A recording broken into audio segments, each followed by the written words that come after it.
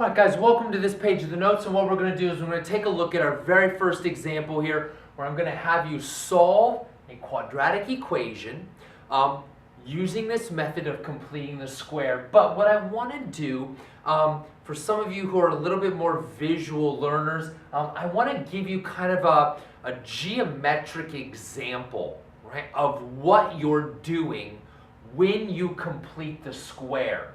So I take a look at the problem that I've been given, and I recognize, right, remember what we said, in order to complete the square, this guy right here, right, because it's ax squared plus bx plus c, and I need that value of c. If you recall, c is equal to b over 2 squared, which is the same as b squared over 4, right? Remember, that's our goal, right? This is what we want our value of c to be. But I take a look at it, and I've been given an 8, which I know right away, 8's not a perfect square. So here's what we're going to do. Since 8 doesn't do me any good, and I've got a 0 over here on the other side of the equal sign, I can go ahead and subtract the 8 to the other side. So let's do that. Now, I am writing it spaced out like this for a reason. So if you're interested in sort of following along with my visualization of how completing the square works, make sure you leave the space that I'm leaving. X squared plus 6x is equal to, and I moved that 8 to the other side. Okay, now let's think about this for a second. X squared.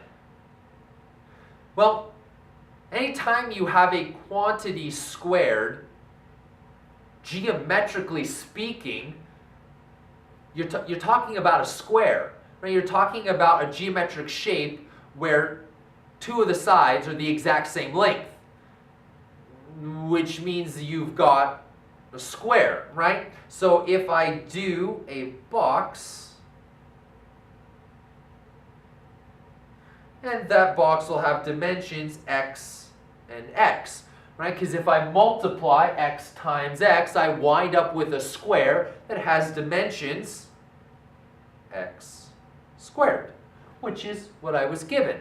So you should think of this leading term geometrically as a square. Geometrically as a square.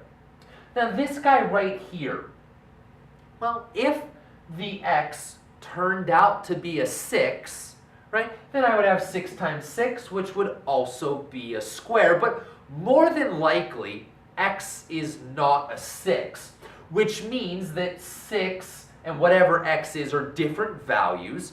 And again, they will represent the sides of a geometric shape, but because they're different, it's not going to be a square. Instead, it's going to be a rectangle.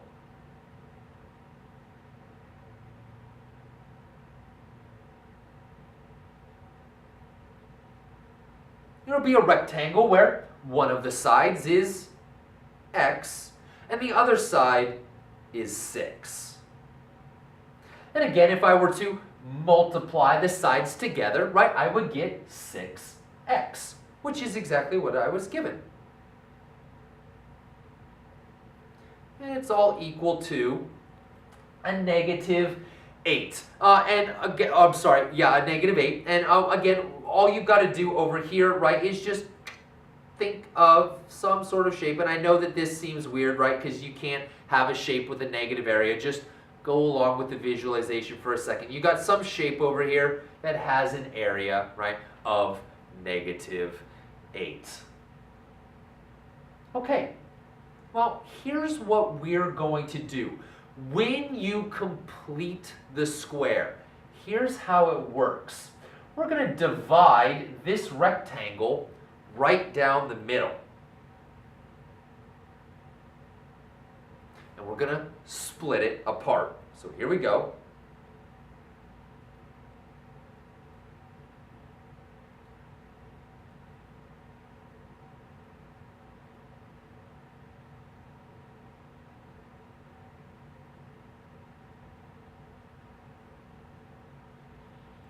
If I split it down the middle, I will then have two smaller rectangles, the length of which the one side has not changed. It's still x.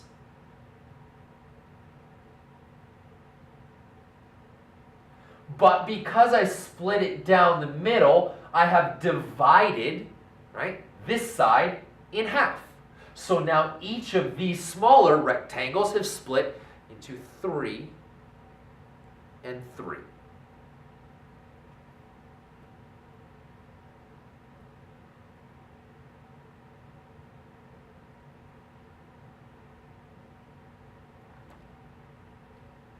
Now, here's what we're going to do with that, right? The equation tells me I'm adding x squared plus 6x. I have to take this shape and add it to these shapes. Okay, let's do that. So I will now have x squared plus 6x, which is going to look like this.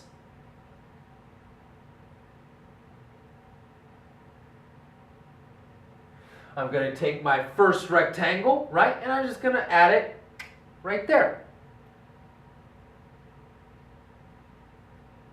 Remember, it has side length of x and 3.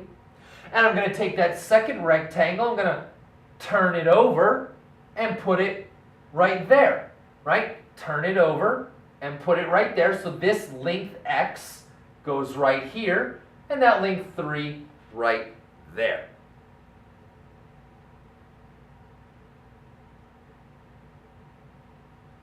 And that's all going to be equal to a -8, which is still just hanging out over here. Now, why we call the method completing the square.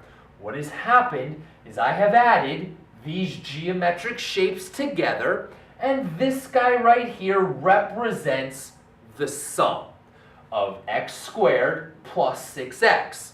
Please notice, it is not a perfect square. Why? Because I'm missing this little piece right here. And that's what you're doing when you do the method completing the square. You're finding the little chunk that fits right there, and you're adding it to this side of the equation. But when you do algebra, the golden rule in algebra is whatever you do to one side, you have to do to both sides. So when I find the little chunk that fits in right here, you also have to add that little chunk on that side as well. So let's do that. I'm going to add, in order to complete my square, I need a piece about that size so that I now have a square. But what are the dimensions of the piece that I just added? Well, it's the same size as my little rectangle down here, which is 3. And the same size as the rectangle I added over here, which is also 3. Well, to find the area of this little chunk, length times width, which would be 3 times 3, or 9. Now, you ready to have your minds blown? Hang on. Check this out. C is equal to B over 2 quantity squared, which is B squared over 4. Well, what is my B? 6 is my B. So I plug a 6 in for B. 6 squared is 36, and 36 divided by 4 is 9. Right? So what you're doing when you complete the square is you're taking and adding this square and this rectangle together, and you're finding the little chunk that's missing, right? And instead of making you draw these squares and rectangles and figure it out geometrically, even though hopefully from now on when you do these problems you'll be picturing these squares and rectangles in your head, right? Knowing you got to find that little chunk, right? You just do b squared over 4, right? It makes it much, much easier, even a little bit faster to do the problem than drawing all these geometric shapes. But I'm not quite done yet, right? Remember, algebra says whatever I do to one side, I got to do to both sides. So this chunk I added over here, oh, I got to add that same little chunk over here. This guy, which has an area of 9. I got to add it to both sides, right? Not just because that's what algebra says you have to do. Whatever you do to one side of the equation, you have to do to both sides of the equation. So here we go. I now have x squared plus 6x plus 9 is equal to a negative 8 plus 9 is going to be a positive 1. And look at what you've got, right? You started off way up here with something that was not a perfect square. Not a perfect square. So we use the method of completing the square. We now have a trinomial that is a perfect square.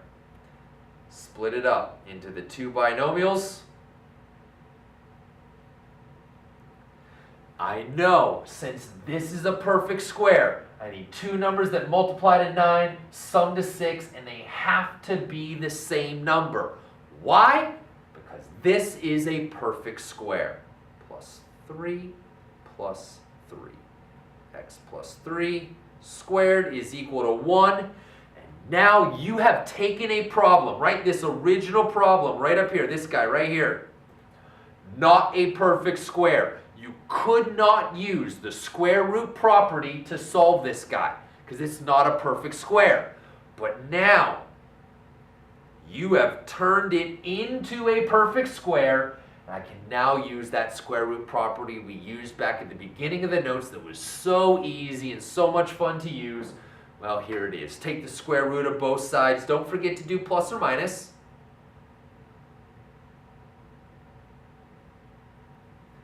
Subtract the 3 from both sides. Minus 3 plus or minus. Guys, the square root of 1 is 1. And I get my two answers. X is equal. I have a negative 3 plus 1, which would be a minus 2. And I have a negative 3 minus 1, which would be a minus 4. Congratulations, guys. You just completed the square to factor that that quadratic. I really hope you had a lot of fun doing it. I love these problems. Now, in the future, when I do these problems, I am not going to draw out all these squares and rectangles. I just wanted, for those of you who are visual learners and like to kind of picture what you're doing with the math, this is what you're doing. Oh, and let me show you this as well. Check this out. You're going to love it.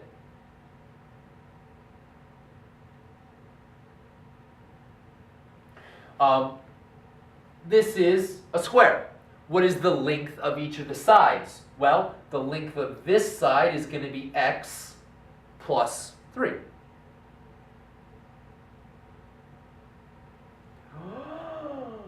What? Oh yeah. And what is the length of this side? X and 3. You'd have to add them together, and so you would get, sorry, I got to squeeze, x plus 3. And of course, you know, in order to find the area of the square, you have to multiply the length times the width. X plus 3 times x plus 3 is x plus 3 squared. That's right, completing the square. Hey guys, head on over to the next page of notes. We'll try a few more of these, and I'll meet you over there.